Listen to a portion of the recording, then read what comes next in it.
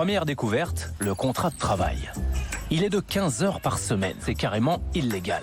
La durée minimale de travail du salarié à temps partiel est fixée à 24 heures par semaine. L'assistante administrative a la solution. Il suffit de faire croire que c'est Rebecca qui demande un si petit contrat et que l'employeur lui accorde gentiment une dérogation. Et c'est pour ça que je te demandais de faire un courrier à côté.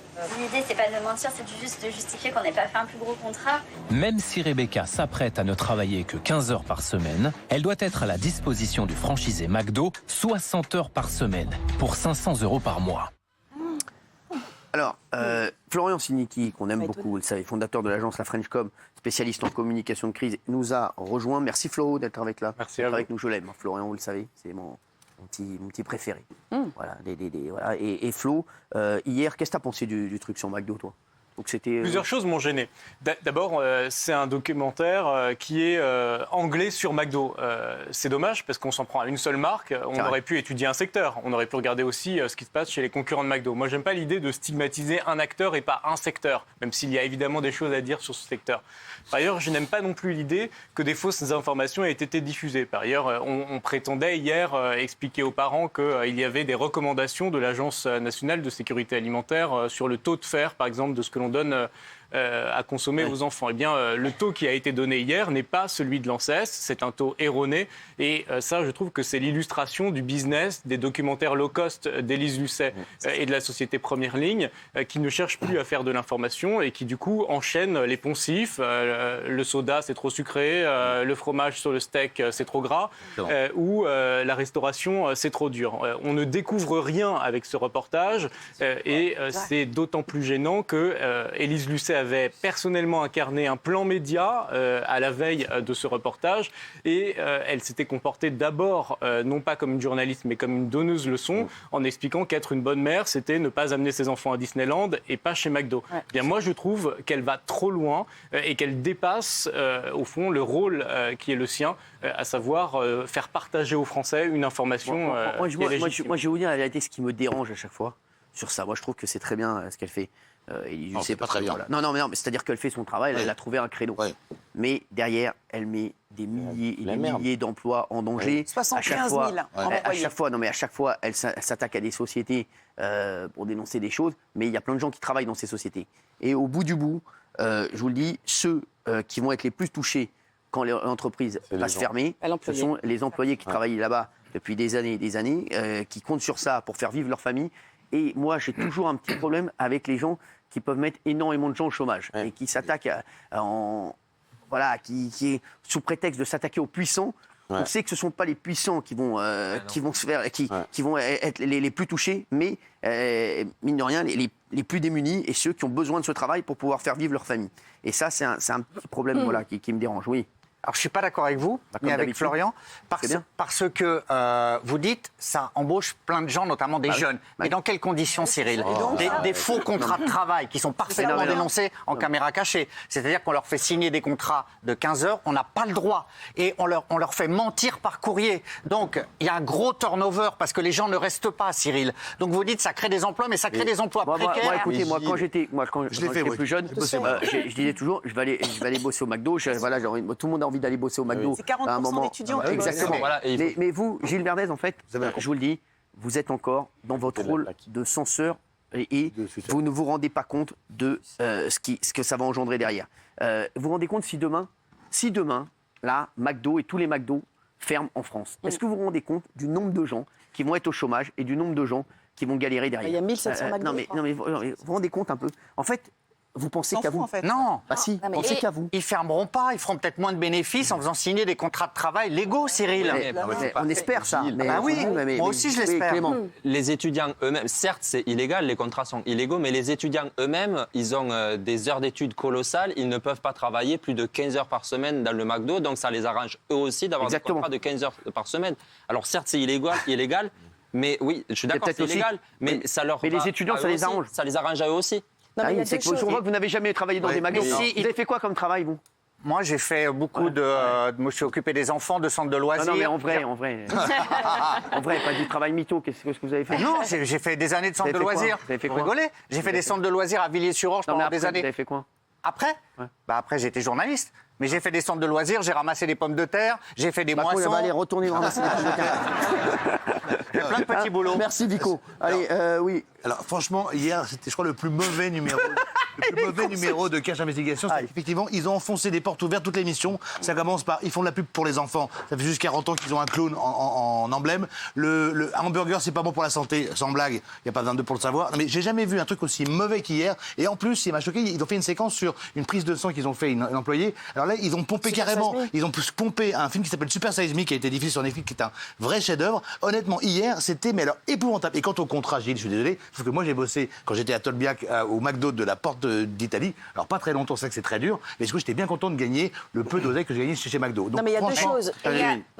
On voulait vous montrer cette petite expérience réalisée par les équipes de Cash Investigation avec des enfants. Ça, c'était le climax un peu du reportage. Nous avons tout acheté chez McDonald's. La moitié des menus restent dans la boîte d'origine et nous avons emballé l'autre moitié dans des paquets neutres. Les enfants sont donc en train de manger, sans le savoir, 2 fois la même chose. Laquelle tu as préférée? Celle-ci. Quel est le menu que tu as préféré? Le McDo. Celui-là? Oui. Raconte-moi pourquoi. Parce que c'est celle que j'ai d'habitude. Les enfants, ils Ah super, une boîte rouge, ça attire les enfants. Oui, mais super, c'est normal. Non, mais c'est vrai, non, mais c'est vrai. Il y a deux choses. C'est normal, ça sert à rien, ils connaissent la marque. Bien sûr. Non, mais il y a deux... Je vais vous montrer un autre extrait qui montre ce que disait un peu Benjamin Castaldi. Hein. C'est le jouet sur le jouet du Happy Meal. Ouais. Regardez, Oui. alors. Super. À force des portes On ouvertes. fait une énorme découverte. Regardez. Au cœur de cette stratégie publicitaire existe une arme de séduction massive, le jouet dans le Happy Meal. Si vous pouvez attirer un enfant à 4, 5 ou 6 ans chez McDonald's, il va probablement continuer à venir quand il sera adolescent, puis adulte, et puis il viendra avec ses enfants. Donc si vous avez $1 à dépenser dans le marketing, dépensez-le sur les enfants. Moi, ça m'a fait plaisir de revoir Walker Texas Ranger dans le reportage. Ça fait longtemps que je l'avais pas vu. Cause behind the dreams, I won't be behind. I won't be found you. Things on the fingers on the sea. Voilà. Et Gilles Verdez est content. Ouais. Voilà. Ça fait plaisir. C'était super. C'est n'importe quoi, c'est pas la peine d'aller au Texas interviewer un spécialiste du Happy Meal pour dire des banalités pareilles. Moi je ne comprends pas que le service public tolère ce genre d'émission à charge et malhonnête. Concrètement, comment ça se passe? Ils se mettent en conférence de rédaction, ils disent alors qui on va défoncer aujourd'hui? McDo. Ils font un reportage que à charge et c'est très facile journalistiquement. Vous faites des séquences à charge, vous dites que les contrats sont pas en règle, etc. C'est faux et pour moi c'est intolérable, c'est indigne du service public. Voilà, c'est une honte. Béatrice n'est pas d'accord. Si, pour compléter ce que vous disiez tout à l'heure, vous parlez des emplois qui peuvent être supprimés, mais il y a aussi toutes les familles qui n'ont pas les moyens. Tout le monde a envie de manger bio, tout le monde a envie de donner le meilleur à ses enfants, mais tout le monde, moi je suis contre la malbouffe, je suis contre l'élevage intensif, etc. Mais il y a des réalités aujourd'hui, et surtout là, qui vont arriver avec l'inflation, etc. Tous les gens qui n'ont pas les moyens de manger de la viande tout le temps, etc., parfois ils vont au McDo pour donner à manger à leurs enfants des nuggets, quelque chose de protéiné, voilà. Et c'est une réalité. La viande française à McDo. Mais ça, c'est trop facile. Moi aussi, je vais chez McDo, c'est pas le problème. Le problème, c'est que les gens qui nous servent chez McDo sont exploités, utilisés et virés. Et c'est ce que montre le reportage. Et Guillaume, excusez-moi, 1 an d'enquête aux États-Unis, en France, partout, c'est du vrai bon boulot. Arrêtez, Guillaume. Faites ça dans un reportage et on en reparlera. Arrêtez d'attaquer les autres. Faites ça aussi, vous aussi. On n'a pas vu ce que vous aviez fait depuis 10 ans.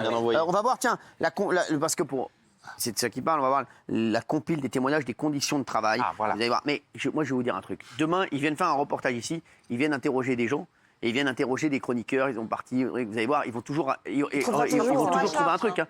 C'est comme dans le téléphone de ta meuf, quand tu cherches, tu trouves un truc. Hein. Non mais je te le dis. Non mais sans rigoler. Je te le dis, tu peux prendre le téléphone de ta meuf, t'es sûr, tu vas toujours trouver un truc. Non mais je te le dis, toi je prends le téléphone de Fatou, j'ai même pas besoin de le prendre d'ailleurs. Voilà, merci. Des conditions de travail peu reluisantes. Désormais, les toilettes sont fermées à clé et il faut demander l'autorisation au manager pour y aller. Est-il normal que l'une de mes managers m'envoie régulièrement dans le vestiaire pour me punir? Je me suis servi un verre d'eau. Mon manager me l'a retiré des mains et l'a brutalement vidé dans l'évier.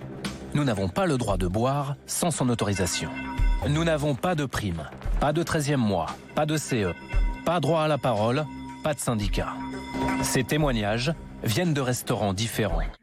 Voilà. Excusez-moi, j'étais en train de parler à Gilles Verdez très gentiment. Il y a deux choses. Effectivement, pourquoi pas, on dénonce des conditions de travail et c'est toujours bien de pointer du doigt quand il y a des dysfonctionnements. Mais en revanche, on ouvre des portes ouvertes. Tu trouveras toujours un témoignage d'un mec qui dit j'ai pas pu voir. Ici, tu viens dans les couloirs et un mec va dire ouais, il y a Cyril, j'ai mangé une pomme, il m'a dit pourquoi tu manges pas une poire. Et par ailleurs, on ouvre des portes ouvertes sur le marketing. Toutes les entreprises ont du marketing pour attirer à elles des clients, y compris des clients les plus jeunes. Et enfin, dernière chose, ce qui est gênant aussi, c'est le tourbus qu'a fait Élise Lucet pour promouvoir le reportage.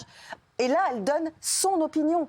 Et là, elle nous dit c'est bien, c'est pas bien. McDo, c'est pas bien parce qu'Élise Lucet décide que McDo, c'est pas bien, parce qu'elle décide que son enfant, elle ne le mettra jamais chez McDo.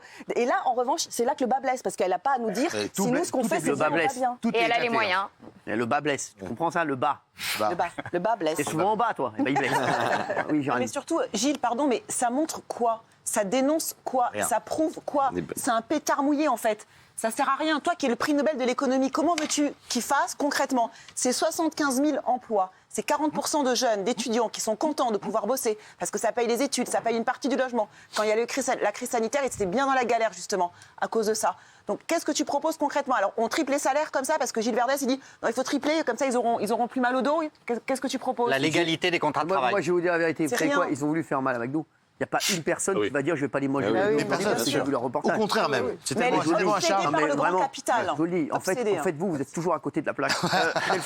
Mais ouais, en fait, faut prendre ça comme quelque chose d'informatif, tout simplement. Les gens ne vont pas changer leurs habitudes pour autant. Moi, je trouve que Élise Lucet, ce qu'elle fait, c'est très très intéressant. Alors oui, c'est un peu à charge, mais en même temps, McDonald's, c'est juste le roi du fast-food. Alors on peut aussi un peu le piquer de temps en temps. Donc je trouve, à titre informatif, ça très intéressant. Il y a aussi point B et j'ai la dalle. J'ai la dalle. Non mais honnêtement, tu as vu une enquête intéressante dans cette émission? Moi, tout ce qu'elle fait, j'adore. Ils enfoncent des portes ouvertes du matin au soir. Ils font une émission sur la vente. Ils font une émission sur la vente des produits à l'étranger et ils disent que chez Dassault, ils vendent hors taxe des avions. Bah évidemment, c'est à l'étranger. Non mais vous vous rendez même pas compte de ce qu'ils distillent dans cette émission pour faire du bruit. Ils sont complètement, mais excusez-moi, c'est même scandaleux. Dixit, un mec qui a le cul à l'air. Il a raison. C'est une question de travail. Les multinationales sont des... C'est un scandale permanent. Florian, tout ce qui se dit là, qu'est-ce que t'en penses? Quand tu entends Gilles Verdez, qui est quand même quelqu'un de sérieux quand même, qu'est-ce que vous avez envie de lui dire? J'ai envie de lui dire que Élise Lucet, elle a réussi quelque chose qui est au fond de donner un rendez-vous régulier aux Français en misant sur l'émotion. C'est-à-dire elle ne cherche pas à faire réfléchir les gens, elle cherche à désigner des bons et des méchants parce qu'elle sait que c'est ce qui va susciter l'engagement, ce qui va faire parler d'elle dans les médias et sur les réseaux sociaux. Et donc c'est un très bon business. Je pense que ce documentaire, il est celui qui a coûté le moins cher de l'histoire de Première Ligne. Parce qu'ils ont pompé massivement tout ce qui était disponible ailleurs. Et donc je ne vois pas en quoi il apporte quoi que ce soit au débat public. Ils auraient sans doute dû demander des conseils à Guillaume Janton et ils auraient eu un documentaire digne de... Daniel, vous avez déjà, par le passé, pompé massivement une idée